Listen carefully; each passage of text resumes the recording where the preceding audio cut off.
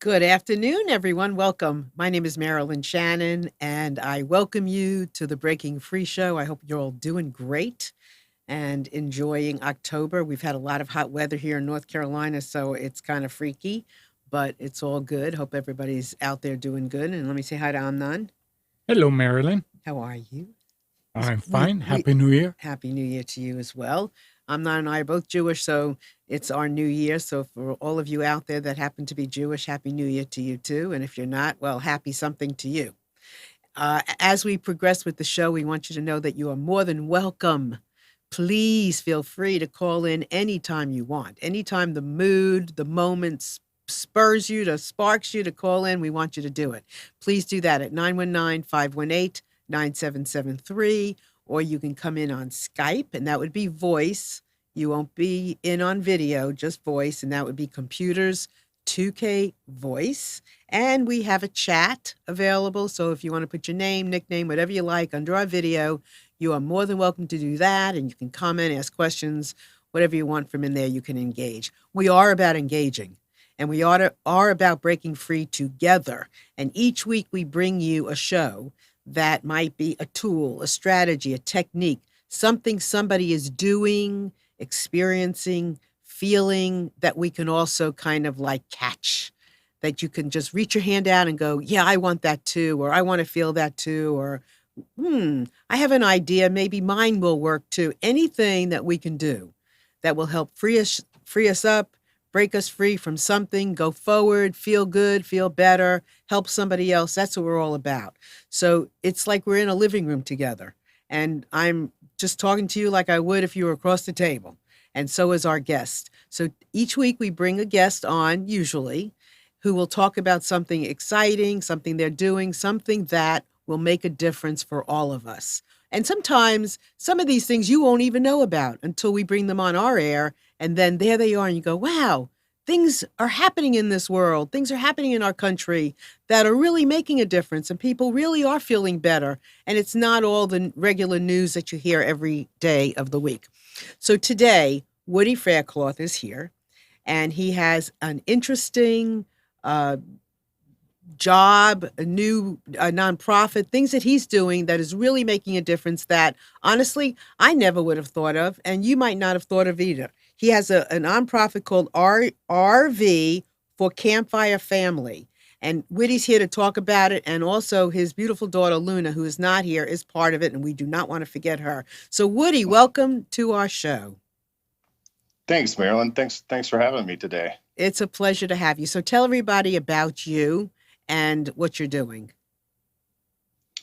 Well, a little bit about me personally. I'm a single dad. I have four kids. I have two sons who graduated from West Point and are in the U.S. Army. They're actually stationed in North Carolina at Fort Bragg.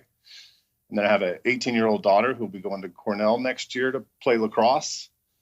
And I have Luna, who's a 7-year-old, and she's in the second grade. So, and you're a single dad. Yes. Good for you. I'm retired. I'm retired from marriage. You're retired from marriage, but not from being a daddy. That's correct. Good for you. Good for you. So now tell us about this work you're doing that has also garnished him a nomination as a CNN hero. I don't want to forget that as well. Oh, thanks, Marilyn. Well, last year in California on November 8th, and then the anniversary of this fire is coming up, the largest wildfire in California history broke out in the Paradise, California area. That's in Northern California, a couple hundred miles east of San Francisco in the foothills. And this fire was something that was just apocalyptic. I mean, it rolled over multiple towns and destroyed basically every structure. 86 people lost their lives in the fire, and some 50,000 people were left homeless, and a lot of folks jobless as well because the fire destroyed everything. And so we were kind of keeping an eye on that, and just kind of blown away by some of the videos we're seeing coming out of that area. And a lot of that is, we're real wildfire aware here in Colorado. So we have big fires and are kind of under constant threat with the global warming has really dried things out quite a bit, and the fires are just more and more intense every year. And so we were watching it and just kind of blown away and wondering what I think a lot of us Who's we? Who's we? do. Just my daughter and I. We were just kind of watching, watching on the news, and she, as a 7-year-old or a 6-year-old at the time, she had questions like, "Dad, could we ever be in a fire like that?" Just she had concern, as a little kid often does, and I assured her that we lived in the city and we were in a pretty safe place, as in regards to wildfires. But that some of our neighbors just up in the hills here outside of Denver are certainly in harm's way. And so we were just keeping an eye on it and just were blown away by how awful it was. And then we had Thanksgiving week coming up, and she was going to be out of school for a week. I was off work for a week, and we decided maybe we could do something to help these people out. So where'd this idea come from? I was just kind of poking around on social media, and I actually was on Craigslist. And I had to Google the biggest Craigslist city near Paradise, California. I saw Chico, and I just looked in the community section, and I was blown away by people just crying out for help. People were sleeping in their cars. They were in tents, and these are people like you and me. I mean, these were people that had jobs, they had homes, they'd never kind of found themselves homeless in their life, and it was just such a big event that so let me interrupt you a second. Really weren't deployed quick enough. Sure. So let me interrupt you. So you went to Craigslist to try to figure out how to help them, whether they needed clothing. Did you have anything in mind when you went to Craigslist, or it was just open? It was open. I was just kind of trying to see what was going on, because it was hard to get information about what people needed there. It was so fresh. I just knew there were, just watching news reports. One of the news reports said that some almost 50 first responders had lost their homes, and they were still fighting this fire. And, their families were now homeless, and it was just kind of, we got to do something to help these folks. And when I was looking on Craigslist, I saw this one post from a guy who said he was able to start up an RV on the side of his yard and escape the fire in it. And if he could just get a new water pump, he would be all set on housing. And it just occurred to me, what a no-brainer. There are RVs everywhere, and that would solve the biggest issue here. So why don't we try to find if we can get an RV and head out there and just give it to somebody? And so that's what we set out to do. So you decided to get an RV. So what was the next step? Well, I've never been in an RV before. I don't know a lot about them. I just know I see them, on the side of houses, kind of when you're driving down the highway. And here in Colorado, there are these giant fields full of RVs that are just sitting there for 9 months out of the year. And I thought, surely we can find one that's not being used or that we can buy for cheap. So I just emailed everyone in Colorado that was selling an RV on Craigslist that looked like we might be able to drive it to California, and told them what we were trying to do, that we wanted to give it to a first responder. And, a lot of people said, "Hey, I'd love to help you, but I need to sell this RV." And one guy got back to us and he said, "Hey, I've got one. I'll sell you for $2,500. I love what you're doing, and I'll take a bath on it and help you out." So you were just looking for one to help a Yes. responder. That was what you were hoping for. That Right? was the plan. Yes. Just Okay. to get one, drive it out there. We had that week off of work and school, and let's just do something meaningful. Thanksgiving, you usually sit around and eat a lot of food and take naps and watch football. And, I figured we could do something a little more productive this year. So you got the $2,500 together. Was that your money, or did you get a collection? How did that work? Well, I'm actually in sales and telecom, and it's kind of a eat what you kill environment. And I had a pretty big month the month before, and I got a pretty big commission check. And so I started a GoFundMe, and I raised, like $100, I think. But I figured if we bought this RV for $2,500 and we just set out on the road, and I took some pictures of my daughter and I doing it, maybe my family would donate some money, like my parents or something, and some friends. So that's what we did. We bought it, and the day we bought it, we got in it, and off we went. So then how did you find that first responder? I mean, how did you decide who that was going to be? Well, we actually we didn't find a first responder. We looked really hard. What I did was I created this RV for Campfire Family at gmail.com email address, and I posted on a Facebook. It was hashtag campfire, which was the name of the fire, was the campfire. And they had probably 3,500 members in that group, and it was people just kind of crying out for help. It was the Facebook page was meant for relief services. Here's where you can go and get food. Here's where you can get clothing. And I just posted wrote a note and said, hi, I'm just a dad from Colorado. My 6-year-old and I bought this RV and we're driving out. We want to find a first responder, but we're kind of open to anyone who may have lost their home. Tell us a little bit about your situation, and we'll do our best to help you. And my phone just melted. I mean, we had hundreds of people reach out to us, just telling us about their story and what had happened to them, and the situations they were in now. And most of them were in tents and sleeping in their cars.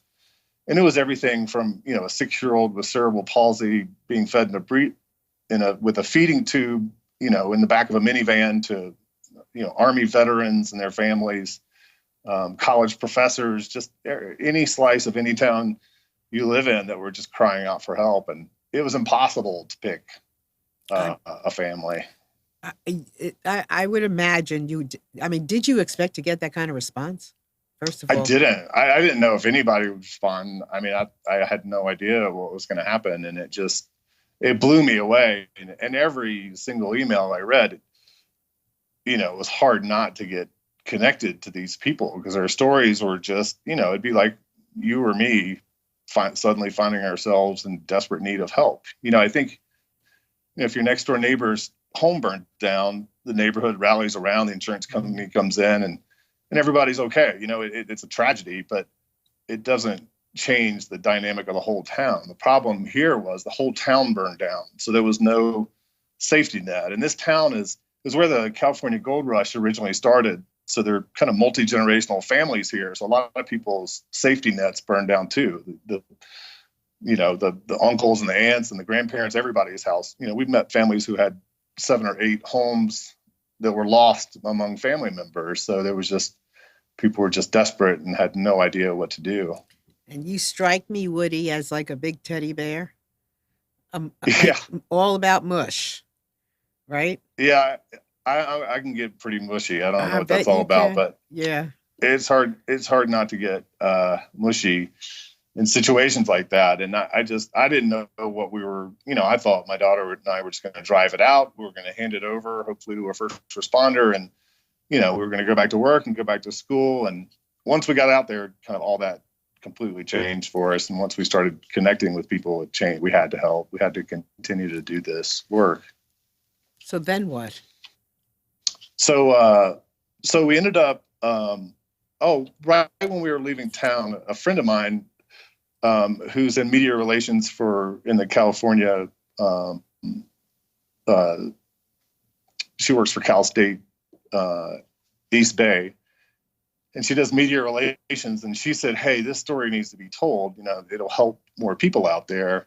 And so, I said, look, we got to get going. And she said, well, I'm contacted a TV station in Denver and they want to come and do a little story on you guys. And I said, well, if they meet us here by 10 o'clock, we'll do a story. Otherwise we got to go. And we showed up at 10 o'clock and did a little story.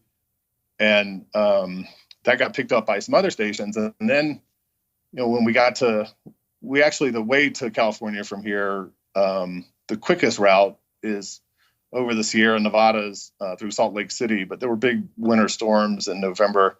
And so we ended up going down south to Las Vegas, and a Las Vegas TV station stopped us and did a story about what we were doing. And it was Thanksgiving week, so I think it resonated with a lot of people. And so then we started getting contact. I was contacted by owner of an RV who said, hey, I've got an RV and I'll be happy to donate mine. If you have a family, you can give it to. And I was like, absolutely, I have a ton of families. And so then we had 2 RVs, and then a guy contacted me while we were driving. We had just made it to California, and he said, I've got 2 RVs I'll give you, but I'd like a charitable donation letter. And I didn't know what on earth to do from there, but right about then, my phone rang, and it was a guy named Larry Zeifus, who's an attorney here in Denver. And he said, Right. "Hey, I love what you're doing. If you need any help, I'm happy to help you." And I said, "Look, this guy needs a charitable deduction letter. I don't know what to do." He said, "I'll file for nonprofit tomorrow and we'll get it to him." And so it was amazing how it just started unfolding like that. People just started reaching out and offering to help as well. And we were still on this, impossibly long, we had planned to get there at like noon on Thanksgiving and hand this thing over. And we got there the day after Thanksgiving. It was a long drive. And the guy who sold me the RV told me it'd pass everything but a gas station. And he was right about that. So, it took a lot longer than we originally thought, but we ended up giving the RV to a guy named Jeff Wood, and he had a family of he had 4 kids, and he was married, and he had lost his home, but he was able to get his car out of there, and he actually still had his job. It was in Chico, which wasn't affected by the fire in terms of being burned, and he was commuting an hour and a half to work every day. And I said, "Jeff, why are you commuting so far?" And he said, "Well, I would have to split my family up if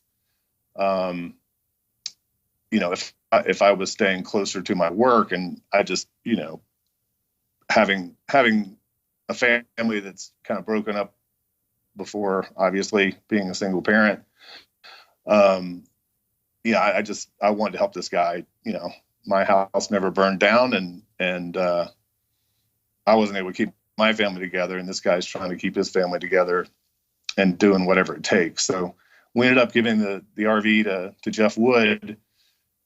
And, so we gave it to him right when we got into town. And I said, "Jeff, we're not leaving until tomorrow. Can I borrow your RV?" And he let us keep the RV for a day. He said, "Sure, I got to go pack. So we'll get together tomorrow afternoon." So, Luna and I spent the day in Chico and just really were blown away by what was happening there. I mean, it was kind of, we kind of expected to have a little celebration and, give the keys over and hug it out and head on our way. But when we got there, I mean, it was surreal. This town was still, there was still smoke in the air. The fire was still burning.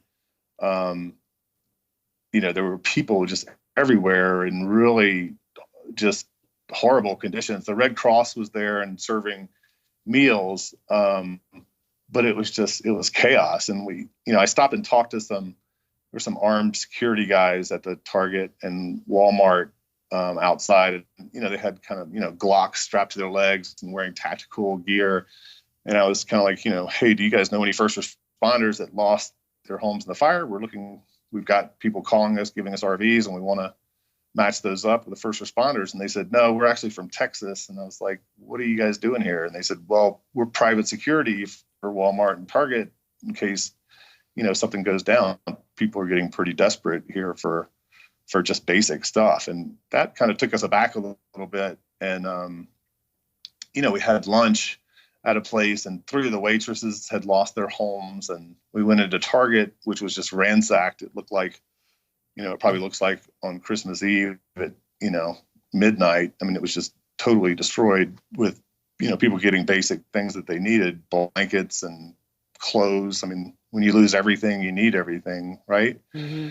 And, the lady checking us out at Target had lost her home and asked us what we were doing. And I told her, she broke down, and we both started crying. And we just decided we needed to keep helping where we could help. And, about that time, I had another friend contact me and said, "Hey, I know you well enough to know you're probably overwhelmed and this thing's kind of blowing up. And I've got some time. I can build a database for you, kind of people that are offering help and people that are needing help." And so that was a huge, huge help that a woman named Anna Segura helped me with. And she built that database for us, and it continued to grow from there. And we're still using that same platform today. So first of all, I've got thousands of questions, and I didn't even think I was going to have this many, but so just, so how the pieces fell into place, what do you make up about that? My mom and dad did their best to raise us in a wholesome home and get us to church every Sunday and Sunday school and Boy Scouts and all that stuff. And, I never, as an adult, I'm not a religious person, but I clearly saw somebody else was driving the RV, if you will. And it was kind of out of my hands. And I just kind of put my hands up and I said, look, I know we're not super close or anything, but clearly you're pulling some levers here. And I'm on board. Let's do what we got to do. And yeah, it just kind of unfolded from there. Just amazing. It really is. I mean, sometimes when you're looking in, it's one thing, but when you see the pieces falling into place and around you and you're part of it, it's surreal. There's no special word for it. You clearly know what that's like, because I've never experienced anything like that. It's just incredible and has been since the very beginning. And I quickly learned that when we were faced with challenges and roadblocks, things are like, okay, well, this is the end of all of this. Like, we'll never get past this stumbling block or past this kind of funding need. I learned to get excited about that, because that typically means something really good is about to happen, as opposed to, the end of the road. And that's a mindset shift. It was for me anyway, to just kind of welcome the adversity, because it typically meant something really good was about to happen. And, to date, that's happened every time. That's a very important statement. And I know exactly what that means and the experience, because it's happened to me so often when I'm feeling at the end of my ropes and I'm feeling just bad about something. All of a sudden there's been a shift happens. And if I'm patient and I just wait long enough, and long enough could be an hour, it could be 5 minutes, it could be 3 days, I don't know.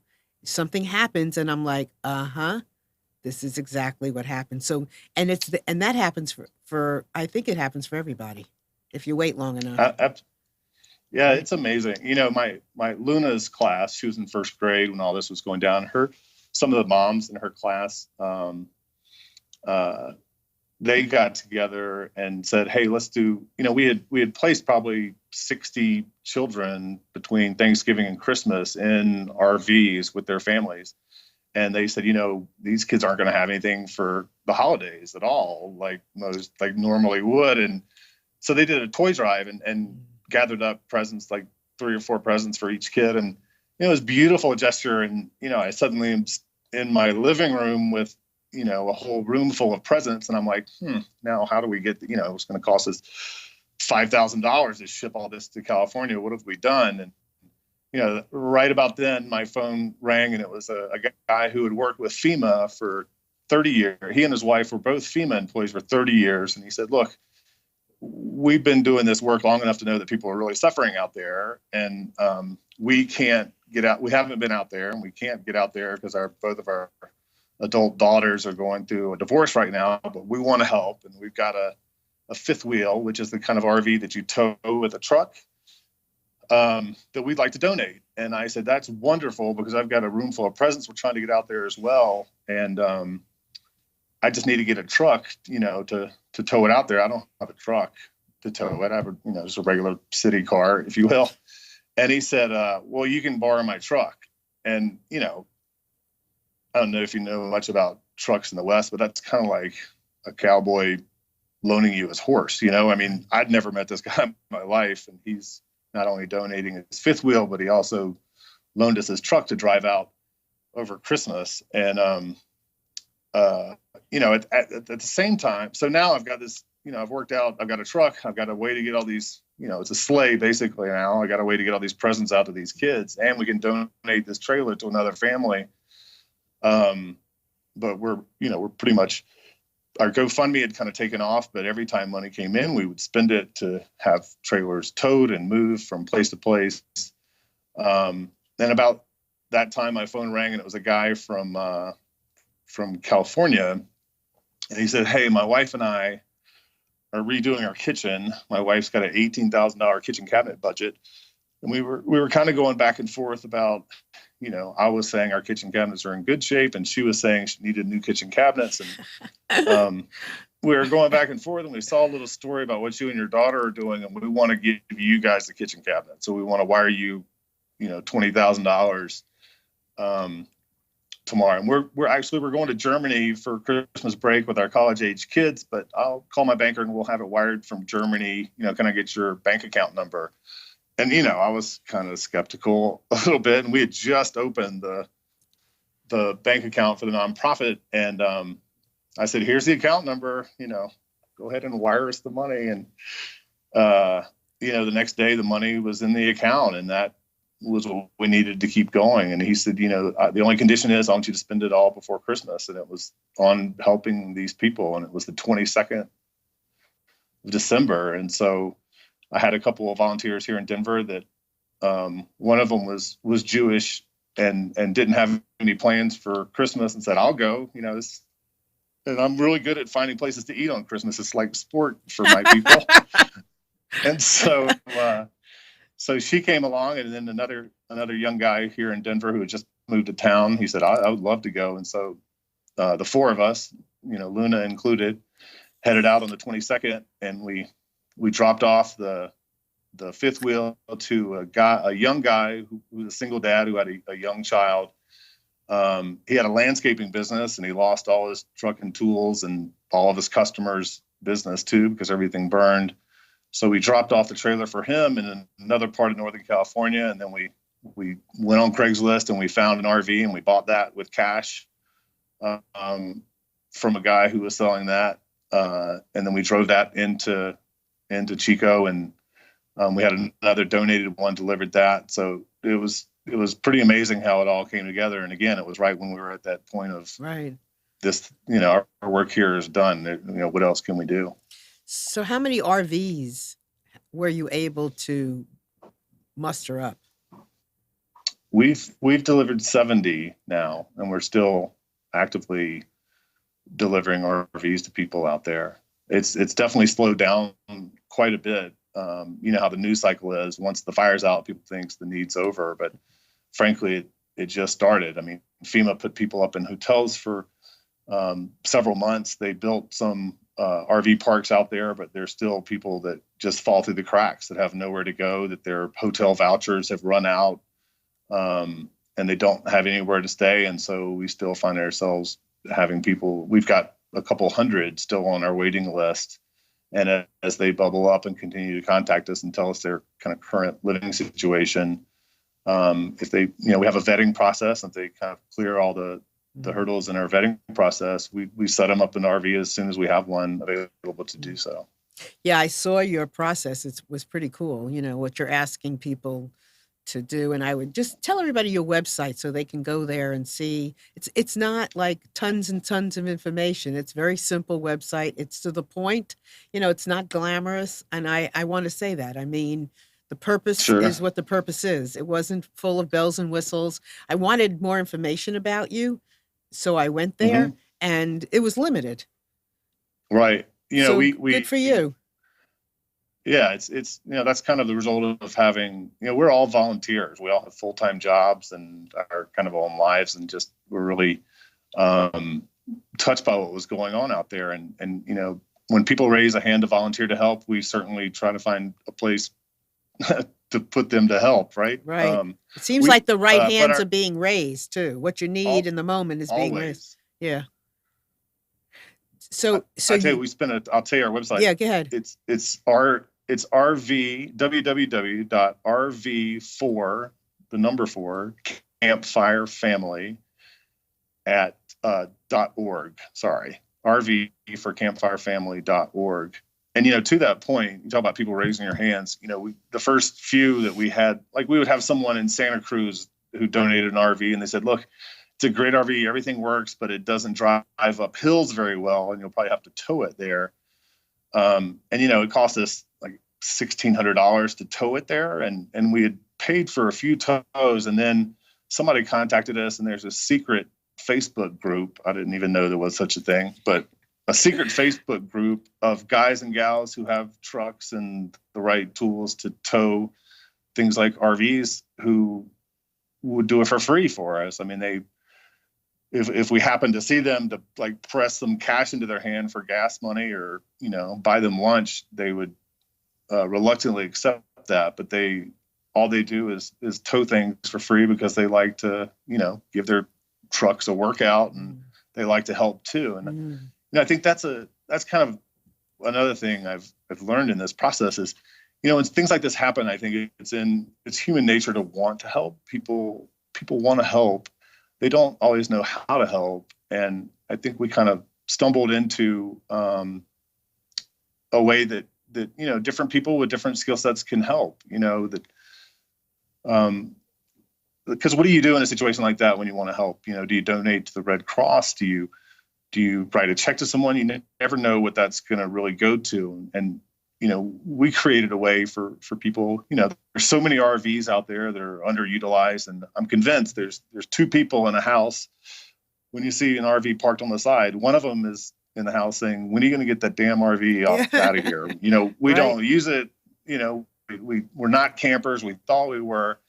And then there's somebody else in the house going, I know I can get $7,500 for it, and I think we kind of stumbled in a way that everybody wins. They can donate it, and depending on their tax situation, they can write it off on their taxes. And the same thing with these guys that helped us with the towing.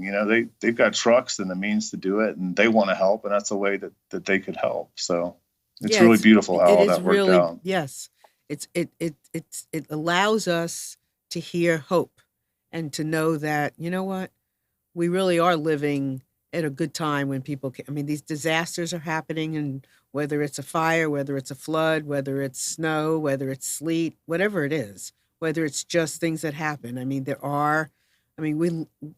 People are really, people got a good heart. People want to, and it takes people like you too.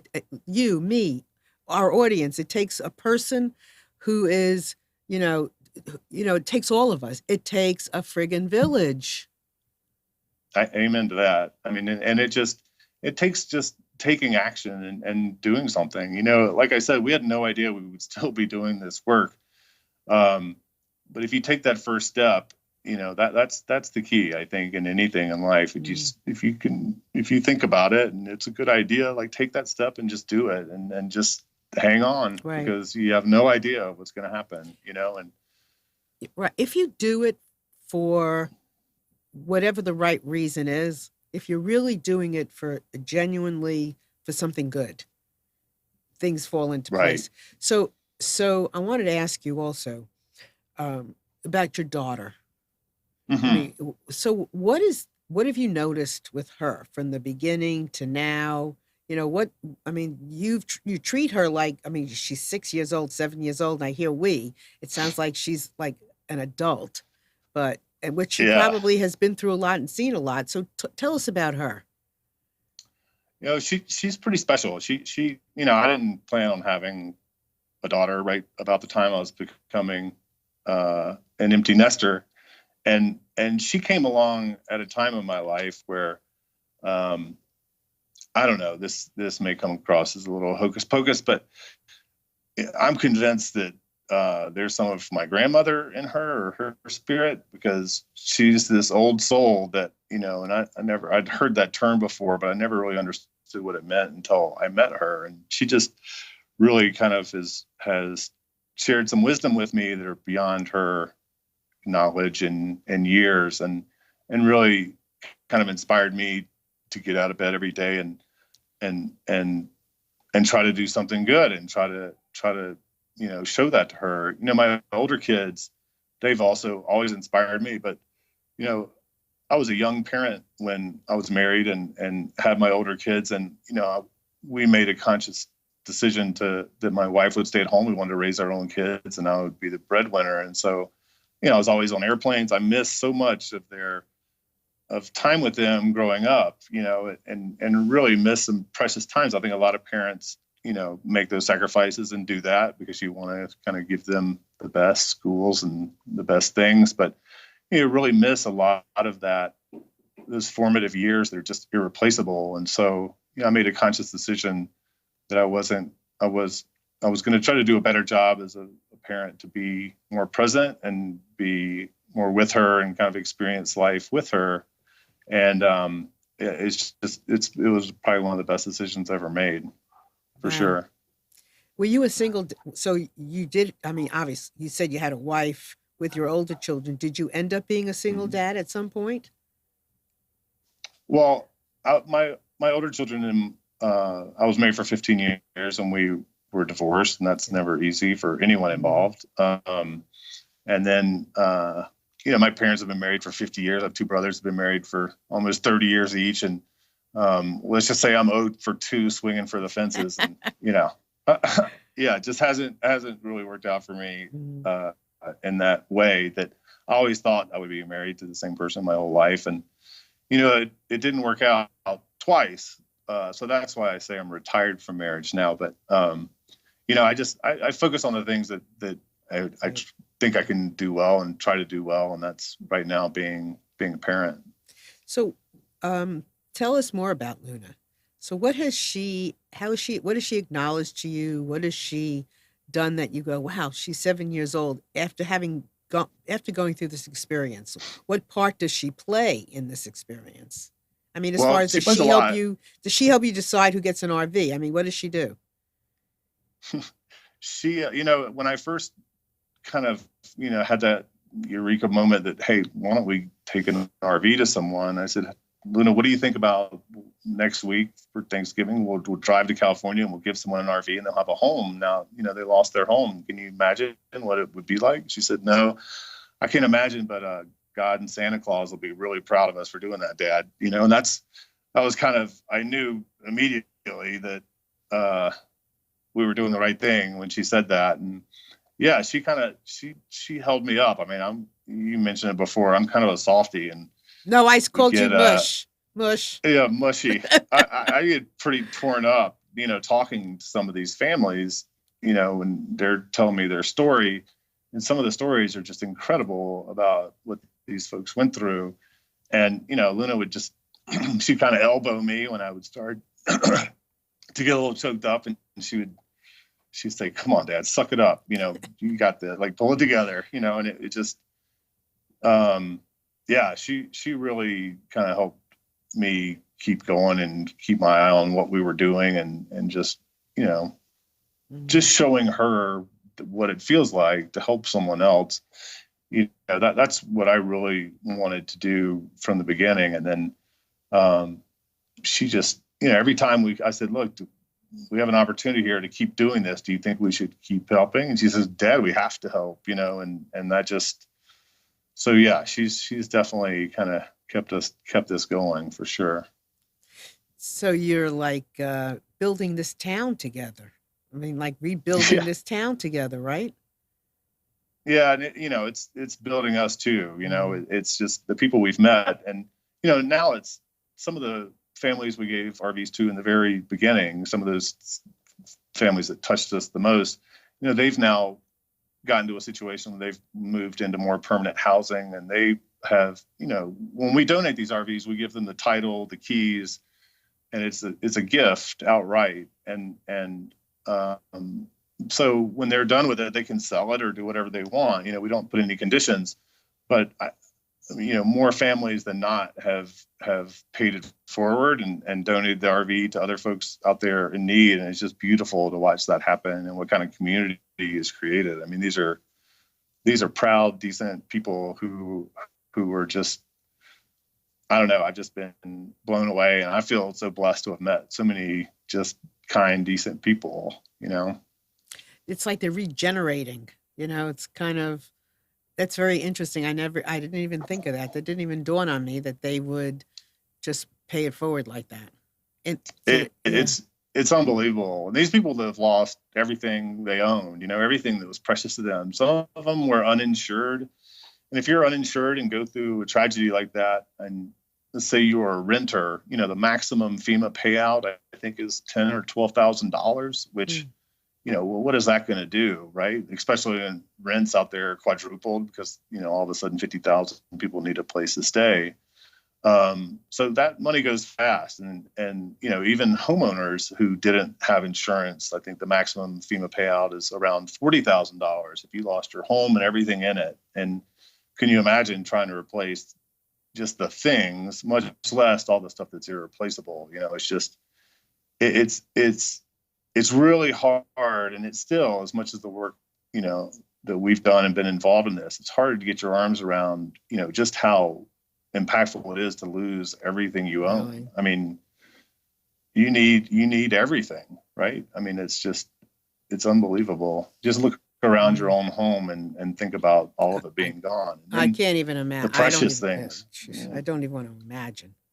Not even Yeah. imagine. So, what was one of the most amazing stories you heard?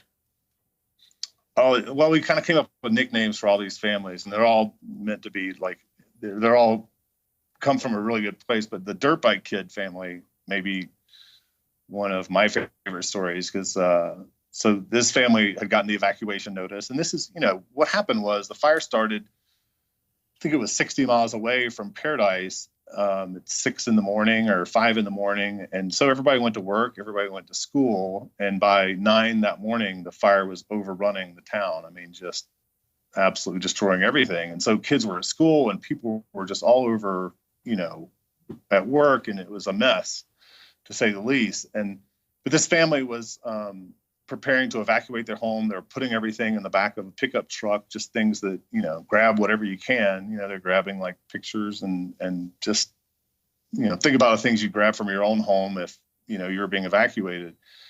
And they had hooked up a trailer, like that had 2 dirt bikes on it, right? And they'd hooked that up to the pickup truck. And the father looked at the 18-year-old son. He said, "Hey, you need to go up and pick up grandma," who lived a few miles further up the hill. And so the 18-year-old jumped in the truck and he started heading up the hill.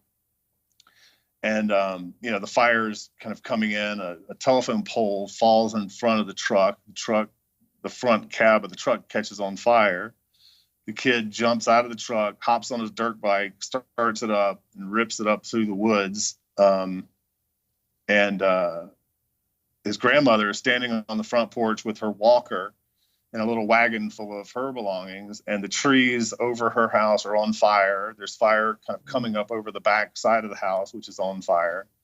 And he said, "Grandma, you got to get on the dirt bike." And she said, "What about my walker?" And he's like, "We'll get you a new walker." And so he starts ripping down through the woods with his grandmother, hanging on to him on the back through the fire. And they end up meeting back up with their family, and everybody was safe. And grandma lost a slipper, and that was other than her home, she lost everything. But so that family really, stuck out, and we did our best to try to help. He lost one of his dirt bikes in the fire. We were trying to help him get a new dirt bike, and then just got caught up in the helping other people with RVs. But we ended up getting them an RV that was big enough to have their whole family in. And we still stay in touch with that family today. I mean, and most of these families we do. We So stay in touch on Facebook. give us some of the other names. Dirt. That was that. And what was Dirt Yeah. bike kid, Monica and the vet. It was Monica, and her husband was a sniper veteran. They had 2 kids who went to Chico State, and they wanted to stay close. And they were all sleeping in their car when we got there. And there's no veteran that should be sleeping in their car, right? Not in the United States. Jeff Wood and his family. We had a family who had a baby that was due on Christmas that year, and we were there in November on the first trip, and so we called that the Baby Jesus family. We had to get them an RV by the time the baby Jesus was born for Christmas, and we had nicknames to keep it all straight. Keep their stories straight as we were going through it. to Absolutely, keep their stories straight. There's so many. So now, how did the CNN thing come up? They reached out. I don't know if they had seen some of the other media. We have a link on our website to some of the press we did, and it's kind of interesting because you can kind of follow our journey, from, we've got 2 RVs, 10 to 20. And Steve Harvey contacted us, and they flew Luna and I to LA, and we were on the Steve Harvey show. It was interesting. And, we learned early on never to turn down an interview, because any kind of exposure kind of helped shed a light on what's going on and still going on with this community that's desperately trying to rebuild. And it's going to take years and years. I mean, there are hundreds of thousands of trees that need to be torn down. They have to build a completely new water system because the heat from the fire destroyed put benzene and some other chemicals in their water system God. that is they can't use it. They have to build a brand new one. So it's going to take a long time. So we've always been open to doing any kind of interview. And somebody actually. Oh my gosh. And that moment, isn't that weird? Here he comes. He's not going anywhere. Hi. No, Sorry we know about you're that. not going anywhere. We know you're coming back. Yeah, go ahead. Yeah, so I'm go back. ahead. That's okay. So we always, I mean, at first it was extremely uncomfortable because I'm not like media savvy guy. I watch the news. I'm not kind of on it, but every time we took an interview, we got more and more exposure for the work we're doing, and more people raised their hand and said they wanted to help, and anything we can do to kind of bring attention to what's going on in that community, whether it's through our organization or other organizations. I mean, there's some incredible people that are volunteering out there. There's a woman who lost her home in a fire a few years ago in Northern California, and she's building tiny homes for families. And I don't know what the latest count is, but it's just an amazing story of someone who has been affected by something like this, who wanted to help and was giving back and helping. And it's beautiful to see.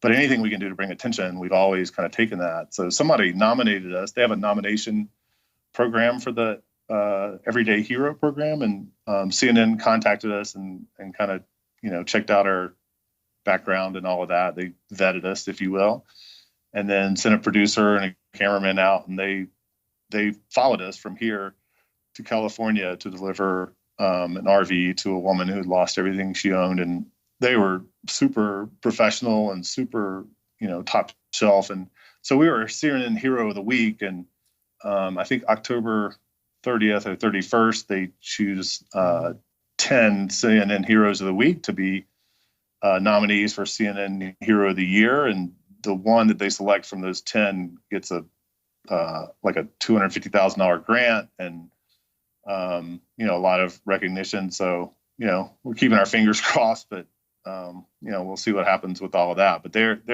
I love that they take the time to kind of highlight people doing good work, and some of the stories that they've highlighted are just incredible. I mean, I'm honored to be included with some of the people that they've done stories on. So we'll see what happens with that. But it was a great experience and definitely shined a lot of light on what's the needs that are still out there. Right. And Luna, the little star, right?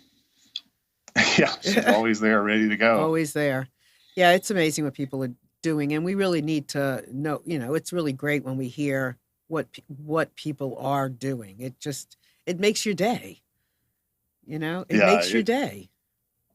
It's powerful. It is.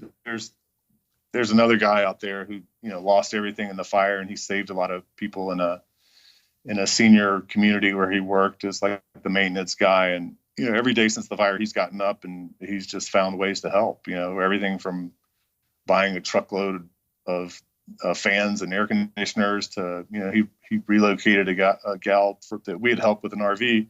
She wanted to relocate to Texas, and he went over and filled everything up in his truck and drove her to Texas and headed back. It's just people helping is amazing. So you have a full-time real job. So how much of your day-to-day is spent working on this? I do this kind of nights and weekends, and when I have spare time, and just as much as I can. My boss and company were real supportive. Actually, my company is Comcast, and we had 4 or 6 employees who lost their homes in this fire. So it really touched the team in California. And the guy who runs California, he's got 4,500 people report into him. He had Luna and I fly out and speak to his management team, and they donated $10,000 to the cause as well. And my direct boss, who's in Philly, he told me, he said, "I think it's great what you're doing. Just don't miss your quota." Right. So yeah, I'm still, doing my day job for sure. Right. But you can find time. But everybody can find time to do things. Absolutely. And especially when you have people that raise their hand and help, and it's just a matter of what you spend your time doing. It's kind of like I mentioned when I kind of thought about what we normally would do for Thanksgiving, and we'd watch football, we'd overeat, we'd take naps. I think that time was a little better Right. spent Right. last Thanksgiving doing this. So it's just a matter of what you decide to do with your free time. So are you looking to continue? You said that there's more need, Yeah, but yeah, we're go gonna ahead. we're gonna we're gonna continue to help as long as there's need there, and we have people that legitimately need the help, and we can still find RVs to be donated and the like. So as long as that happens, we'll continue to help. I kind of have a long-term vision of this model we've kind of stumbled into. I think is applicable to any time that there's a natural disaster or a need for short-term housing. I mean, the big guys, FEMA and Red Cross, they do incredible work, but there are people that fall through those cracks Right. every time. And it's just, I think if that hurricane that affected the Bahamas so horribly had gone 100 miles to the west, there would have been thousands of people without homes in Right. South Florida, right? And this would have been a great solution for that Right. situation as well. Right. New Jersey. I mean, there Um, have been disasters. oh, Uh, my favorite. You're asking about first responders. We mhm. did find a first responder. Actually, I had somebody contact me and they said, "Hey, I've got this old bus that we've refurbished, and it's really not appropriate for kids, but it's really big, and we like to donate it." And I said, "Could you send me some pictures?" And they sent me pictures. It was a 1956 Greyhound bus that had been completely refurbished. It was worth about $80,000.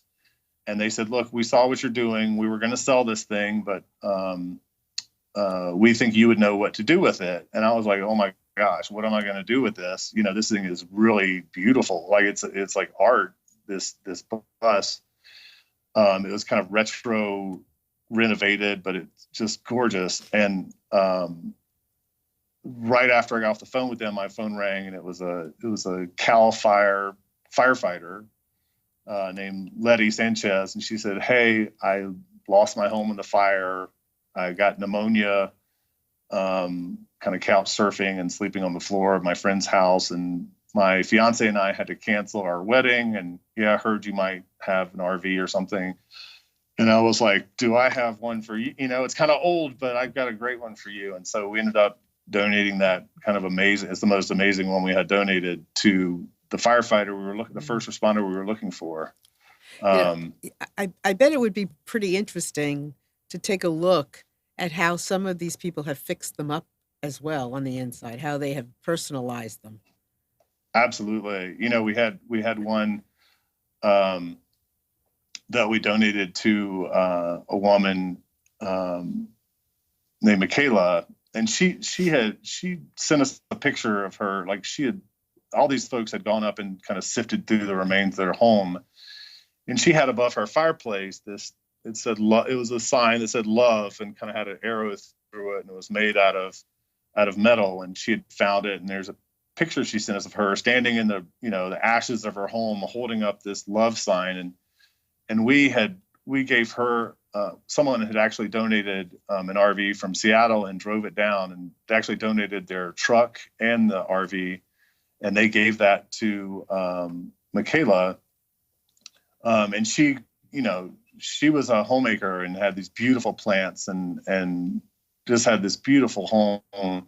And she'd showed us the pictures before the fire had gone through, and she kind of created the same environment with her home with all of her hanging plants, and just kind of made the best of what the Mhm. situation gave her, right? I, And turned it into yeah, home. yeah. I think a great story, a great documentary would be, Hmm. you know, the story behind the RVs, and Oh, like if I donated an RV, right? I don't have one, but if I donated it, for me hmm. to know who has it, for It's me. interesting. Some people wanted to know that. Some people Uh, wanted to do it mhm. anonymously. We had a guy, Maryland, he was a municipal city bus driver in Providence, Rhode Island, and he retired. And the day he retired, he said, "Hey, I've got an RV. I want to drive it out there and give it to a family. If you'll match me up with a family, I'll do it." And so this guy, salt of the earth, he drove a bus, the kind of people that I think we just look past in our days, Right. every day. The day he retired, instead of, going to Atlantic City or to the Bahamas, or, doing what a lot of people retired, the first thing he did was hop in his truck and drove from Providence, Rhode Island to Paradise, California to donate an RV. And that's just beautiful. It You is. can't, Yeah. yeah, it's I just, amazing. it's amazing. I just think some of these stories, I mean, I love stories. That's my thing. And Right. I would think a lot of the stories behind, where people are today, how that gave them their next push in life, how that gave them the next, you Hmm. know, uh, to go on, Right. and people, there are a lot of people around that have a lot of money and donate to Yeah. just blindly things. And then it's great when you can donate for something specific. And then there are people who don't have a lot of money, but like the truck people, but if there's Hmm. something that they can do that will make a difference, they will. So just believe time is almost up, not quite, but almost. So just tell everybody again where they find you and what you're looking for. Sure. We're at www.rvforcampfirefamily.org, and we're looking for RVs in good condition, that can be donated. And one of the things I've learned is that even an RV in good condition typically needs some work done. So we need, money is always a great donation. We do have our IRS determination now, so we can send a charitable deduction letter to anyone who donates financially or an RV for the full value of that RV or financial contribution. So yeah, those are two biggest things. But if you have any kind of skill set that would help us in this, we'll take the help. Just raise your hand and tell us what you Right. can do, and yeah, definitely reach out to us. You can also email us at rvforcampfirefamily@gmail.com. And I would say, to piggyback on what you just said, Woody, it might be something you don't even, Woody hasn't thought about. I'm sure Woody did not sit Absolutely. there before Christmas and say, I want a living room full of toys. Somebody else thought of that. So Right. if you're sitting somewhere and you think, what would these people want? Or what could they use? Or what would be something? Get in touch with him, because that something is something he may not have thought about that would just make this even more sweet and special.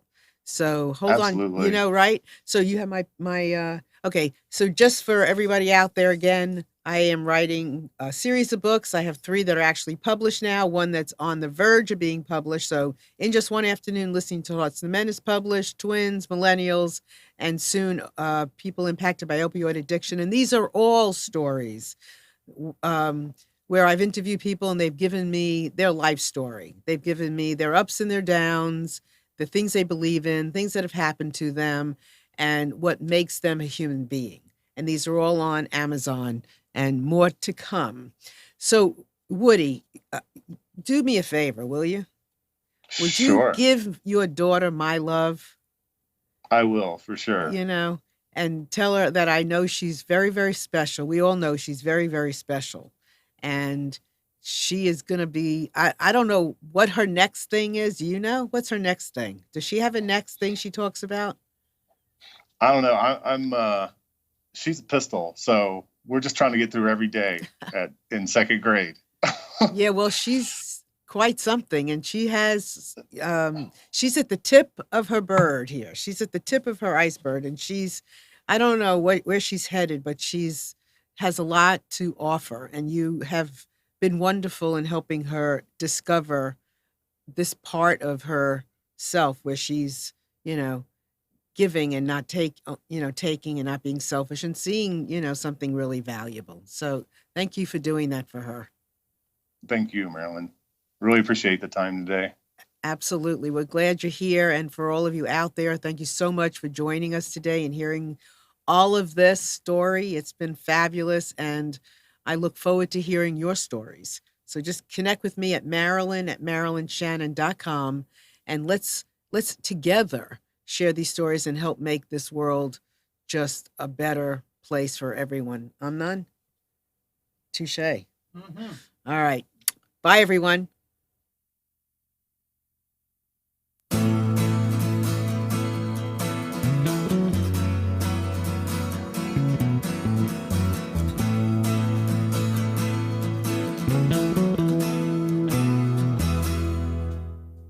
You are tuned to the Nissan Communications Network. If you tuned in too late, you can always watch each program in its entirety or download an MP3 audio file of it in the archives section at nissancommunications.com. Don't forget to subscribe to our YouTube channel, follow us on Twitter, and like us on Facebook. Sponsored by Telestream's Wirecast software, StreamingGear.com, Carolina Apparel, and DeltaForce.net.